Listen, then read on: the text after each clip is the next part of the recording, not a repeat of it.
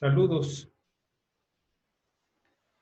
Quisiera el día de hoy comentarles, seguirles platicando, exponiendo sobre la autonomía. Algunos aspectos teóricos y prácticos sobre la autonomía purépecha, para lo cual he preparado una presentación.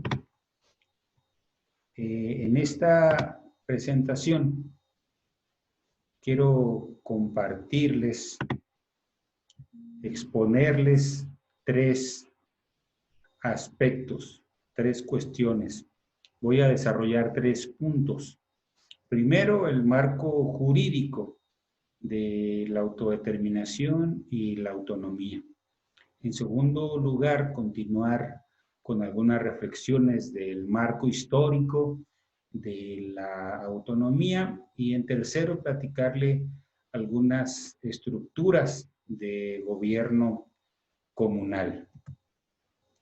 Bien, en el marco jurídico internacional encontramos el convenio 169 sobre pueblos indígenas y tribales en países independientes. Este tratado tiene un carácter obligatorio. Fue fue hecho en 1989 y fue ratificado por el Senado mexicano en el 2008. Entró en vigor en el 2009. Fue firmado por 22 estados-naciones, de los cuales 15 se encuentran en América Latina. Este es un referente para las reformas legales, las reformas legislativas de diversos países de América Latina. Y en él se encuentran pues varios aspectos. Se encuentra el respeto a la identidad, a la cultura, a su cosmovisión. También se estipula la participación efectiva en políticas legislativas o administrativas que les afectan. También se establece ya la consulta, procedimientos adecuados para la consulta, que se haga mediante sus instituciones, que sea de manera libre, que sea de buena fe. Y también se expone o tiene aspectos de educación, ahora que está en Michoacán muy en boca de todos la cuestión educativa. En este convenio ya se establece que las comunidades y pueblos originarios pueden proponer sus propios planes y programas, como actualmente no pasa. Actualmente el único que puede proponer los planes y programas es el gobierno de Michoacán o el gobierno federal. Sin embargo, este es un derecho estipulado en este convenio, que pueden proponer sus planes y programas. Y no solamente eso, sino pueden tener sus propias instituciones y medios educativos. Y el Estado debe de darles presupuesto para operar sus propias instituciones educativas. Es pues un derecho, sería como el presupuesto directo, pero sería educación directa. Ellos tienen derecho a tener, a crear, a mantener sus propias instituciones educativas. El otro, pues internacional, es la Declaración de las Naciones Unidas sobre Derechos de los Pueblos Indígenas, que México votó a favor de esta declaración y también mantiene un carácter obligatorio para los firmantes. Esta se realizó en el 2007 y aquí ya se observan ya de manera más particular varios derechos colectivos. Ya se establece de manera más puntual el derecho a la autonomía, al autogobierno, a la libre autodeterminación, a la consulta libre, previa e informada, a sus propios sistemas de seguridad y, por supuesto, tener sus propias instituciones. En el marco jurídico nacional, con todas las contradicciones que mantiene y que en su tiempo pues, fue objetada por muchos movimientos indígenas, el artículo 2 de la Constitución mantiene algunos aspectos que ha permitido a algunos avances de pueblos y comunidades. Entre ellos, pues, está la conciencia de identidad indígena como criterio para identificar a los pueblos originarios. Y también aquí se estipula, o aquí viene, en este artículo 2, fracción B, viene el fundamento para lo que está pasando en Michoacán, que es que muchas comunidades están peleando por el presupuesto directo. Aquí viene en la Constitución perfectamente bien establecido que este es un derecho que tienen las comunidades originarias. Y cito, las autoridades municipales determinarán equitativamente las asignaciones presupuestales que las comunidades administrarán directamente. Este es el fundamento que han utilizado muchas comunidades para pelear y ganar el presupuesto directo, lo que les permite la creación de un plan de desarrollo comunal, la conformación de planes de desarrollo comunales, la reactivación de sus rondas o sistemas de seguridad y el apuntalamiento de sus procesos educativos, de la recuperación de su cultura, de su historia, de su cosmovisión. El otro instrumento es la Ley General de Derechos Lingüísticos de los Pueblos Originarios en el marco nacional. En lo que se refiere a Michoacán está la Constitución Política del Estado Libre y Soberano de Michoacán de Ocampo, que en el artículo 3º, la reforma que se realizó en el 2011, por cierto, es la única reforma que se ha realizado en materia indígena por el Congreso del Estado, es decir, desde hace 9 años no legisla en materia indígena. En las últimas 3 legislaturas no se ha legislado sobre los derechos de los pueblos originarios, y en esta reforma que hubo en el 2011 se reconocieron a 5 pueblos originarios: al pueblo purépecha, al pueblo nahua, al pueblo ñañú o otomí, al pueblo mazahua, al pueblo matacinca o pirinda. También es poco conocido que en la Constitución de Michoacán, en el artículo 72, también ya se reconoce a las rondas comunales como auxiliares de vigilancia comunitaria. Esto, por supuesto, en el plano estatal, y en el plano internacional, pues las rondas comunales son reconocidas o son legales. También está la Ley de Mecanismos y Participación Ciudadana de Michoacán de Ocampo, que es una de las pocas leyes a nivel nacional, si no es que la única, que establece la consulta libre, previa, informada y sobre todo vinculatoria.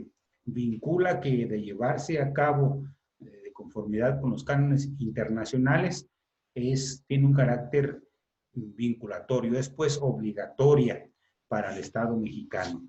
Es de las pocas que hay sobre este tema. Por supuesto, también se encuentra, o la base de los derechos de los pueblos originarios, son los acuerdos de San Andrés, y antes las leyes revolucionarias que instauró el Ejército Zapatista de Liberación Nacional. Ellos, desde el año de 1993, en diciembre, instauraron estas leyes revolucionarias, y esta multitud de principios establecen varias obligaciones y derechos. Por ejemplo, estipulan cómo debe ser el cambio de autoridades tradicionales, estipulan que no se permite realizar convenios sin la autorización de la comandancia general, estipulan impuestos para la burguesía en un 20%, estipulan también la recuperación de tierras comunales, la participación de las mujeres en cualquier autoridad, y también esto que ahora está muy de moda, estipulan que los niños, que los ancianos y que los enfermos recibirán alimentación a cargo del Ejército Zapatista de Liberación Nacional. Estos fueron en 1993, y posteriormente se firmaron los acuerdos de San Andrés en 1996.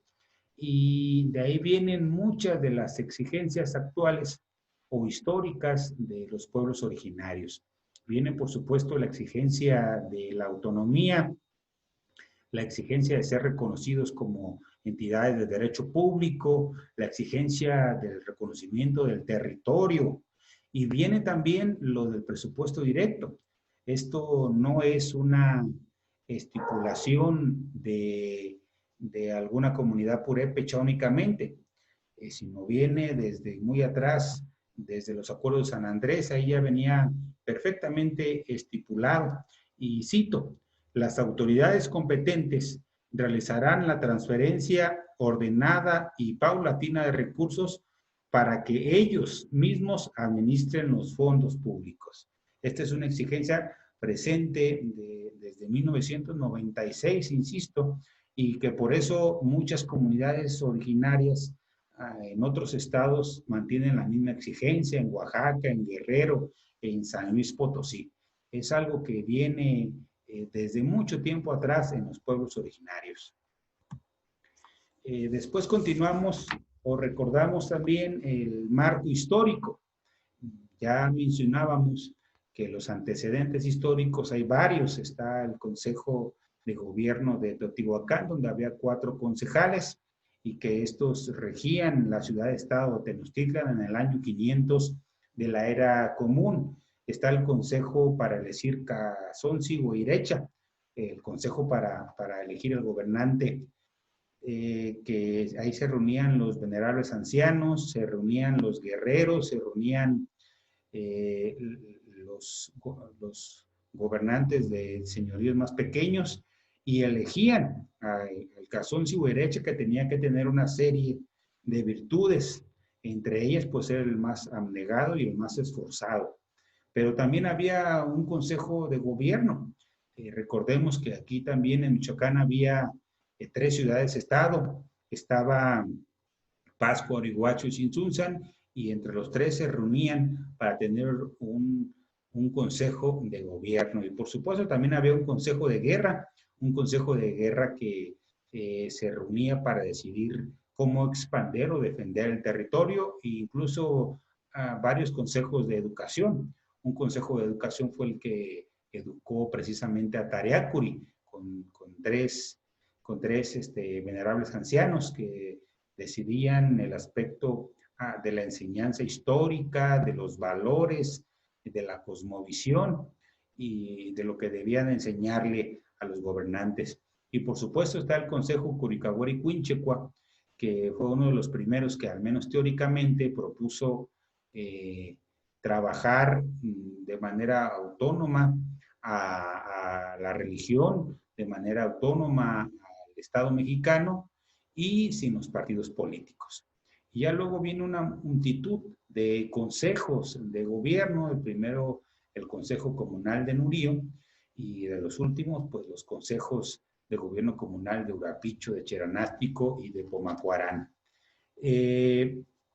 En estos consejos de gobierno comunal hay algunas cuestiones que los unifican. Primero, que todos recurren a la historia o al idioma o al arte como armas para apuntalar su proceso social. Otro, que la máxima autoridad de estos consejos es la Asamblea General, es quien decide las cuestiones importantes. Otro, por supuesto, que el sujeto de la historia es la Asamblea General, no son los abogados, no son los asesores, no son los coordinadores, no son, sino las asambleas generales, el pueblo organizado, el sujeto de la historia. Otra, por supuesto, es que no hay una receta para conformar los consejos de gobierno. Estos se adecúan de acuerdo a las condiciones históricas concretas y de acuerdo a cómo está el entorno social en cada comunidad. Por último, en todos uno de ellos hay la revocación de mandato. En todas las comunidades originarias se puede perfectamente, por decisión de Asamblea General, quitar a un jefe de tenencia, un comisariado, o un juez o un consejo de gobierno comunal. Finalmente, observaremos algún ejemplo o ejemplos de estructura de gobierno, de consejos de gobierno. El más conocido es el Consejo de Gobierno Comunal de Cherán. En este consejo, pues, se pueden observar que el núcleo, el elemento principal, es la Asamblea General, que se representa en la parte nuclear céntrica. Ahí está el Petamuti hablándole a la Asamblea General, pues esa es la máxima autoridad. Y luego viene el Consejo Mayor de Gobierno y están también la Tesorería Comunal y luego vienen una serie de consejos operativos especializados. El Consejo de los Jóvenes, el Consejo de Administración Local, el Consejo de Asuntos Civiles, el Consejo de Procuración, Vigilancia y Mediación de Justicia, el Consejo de Programas Sociales, Económicos y Culturales, el Consejo Coordinador de Barrios, el Consejo de Bienes Comunales y el Consejo de la Mujer.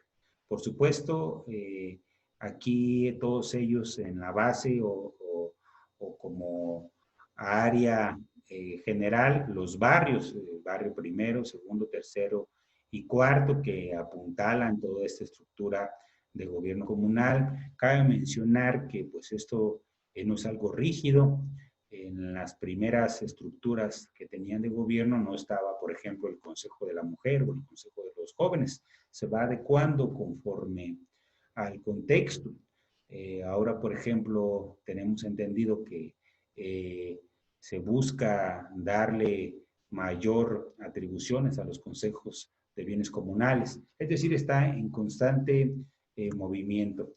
Otro, por supuesto, es de los últimos, el Consejo Comunal de Sebina, que este consejo también tiene sus 12 concejales, cada uno para diferentes actividades particulares, como servicios comunales, como el Consejo de Honor y Justicia, como de Educación, de Desarrollo Económico, de programas sociales, de infraestructura comunitaria, de comunicación social, es decir, de diversas atribuciones que mantienen. Nosotros veíamos u observábamos que había dos cuestiones que había que apuntalar o darles mayor importancia. Uno es la cuestión cultural, ver la forma de darle mayor importancia a la cultura. La cultura logra consensos, logra agrupar. Por ejemplo, también estábamos reflexionando que en el Consejo Curicahuari-Cuinchepo, pues hay compañeros de diversa ideología, compañeros incluso de algunos con militancia política, otros compañeros con otra militancia religiosa o de otro tipo, y sin embargo lo que ha permitido mantener cohesionado a este consejo es el aspecto cultural. En las comunidades también es muy importante lograr consensos a través de la cultura.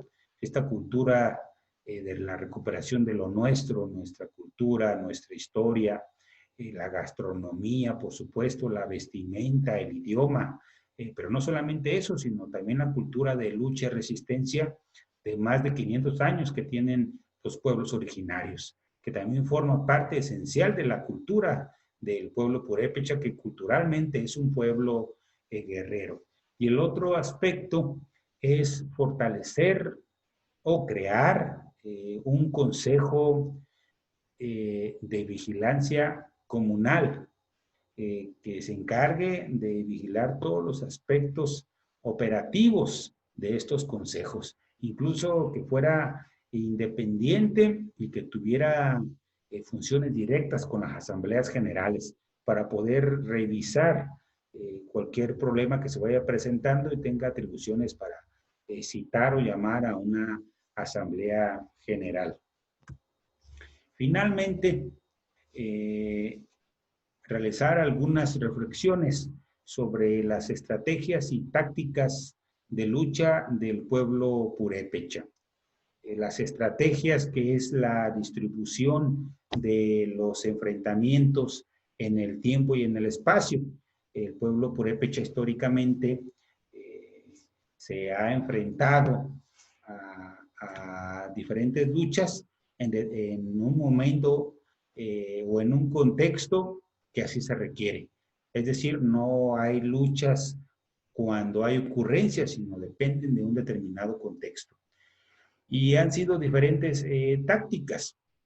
Por un lado, tenemos, por ejemplo, que hay diferentes formas de organización. No tienen que ser necesariamente a fuerzas por medio de consejos. En los últimos 10 años ha sido a través de consejos de gobierno comunal, pero antes también fue a través de uniones, a través, por ejemplo, de la Unión de Comuneros Emiliano Zapata, que logró aglutinar más de 200 comunidades, a través de células en movimientos guerrilleros purépecha, que logró también crear varias escuelas de formación político-militar en diversas comunidades y tuvo contacto con Lucio Cabañas, o a través de ligas y sindicatos, como la Liga de Comunidades y Sindicatos Agraristas de Michoacán, o las ligas femeniles, o las cooperativas que trabajaban para la manutención de las familias, o por la organización a través de los barrios en tiempos prehispánicos. En tiempos prehispánicos, para la economía se organizaban a través de los barrios, había 28 grupos ocupacionales, los cuales tenían diferentes representantes, entre ellos campesinos, pescadores, y de todas las ramas de la producción. Entonces, también esta organización de barrios se utilizaba para defender o expandir el territorio. Entonces, vemos diferentes organización de formas de lucha. Y también las tácticas. También hay diferentes tácticas de lucha del pueblo purépecha. Y entre ellas, pues hay las tácticas de tipo militares. Recordemos, por ejemplo, que el pueblo purépecha, pues históricamente es un pueblo guerrero, y cuando regresó en el siglo XII, pues hubo alianzas con señoríos, como el señorío de Naranja o con el señorío de Jarácuaro, y después los combatieron. O hubo también, por ejemplo, tácticas que tenían un gran sistema de espías, o que utilizaban tácticas psicológicas de quemar cerros antes de invadir o de conquistar algún pueblo. También, por supuesto, jurídicas, las tácticas jurídicas que implementó, por ejemplo, el llamado abogado de los indios, Efrén Capiz, que pedía la restitución de tierras o la dotación de tierras, y que también defendió los derechos colectivos, el reconocimiento como comunidades originarias de diversas comunidades, la defensa de líderes sociales, y también tácticas revolucionarias. Hubo varios purépechas que se lanzaron a la lucha socialista por medio de la guerrilla, y tenían su propia visión de mundo, la conformación de tácticas revolucionarias, o incluso tácticas políticas. En determinado momento, varias comunidades no han permitido instalar casillas electorales. Las primeras de ellas fueron acá en el área de Paracho, la comunidad de Murillo, la comunidad de Quinceo. Varias comunidades no han permitido la instalación de casillas electorales, entre otras tácticas políticas, y por supuesto también las de movilizaciones sociales, las tácticas de movilización social que tienen que ver desde la toma de carreteras, la toma de instalaciones federales, estatales o municipales, la toma de instalaciones eléctricas, las tomas de ferrocarriles que han históricamente desarrollado el pueblo purépecha. En fin, estas serían algunas de las estrategias y tácticas de lucha del pueblo purépecha. Con esto quisiera cerrar mi primera intervención para dar participación a las preguntas y comentarios. Muchas gracias.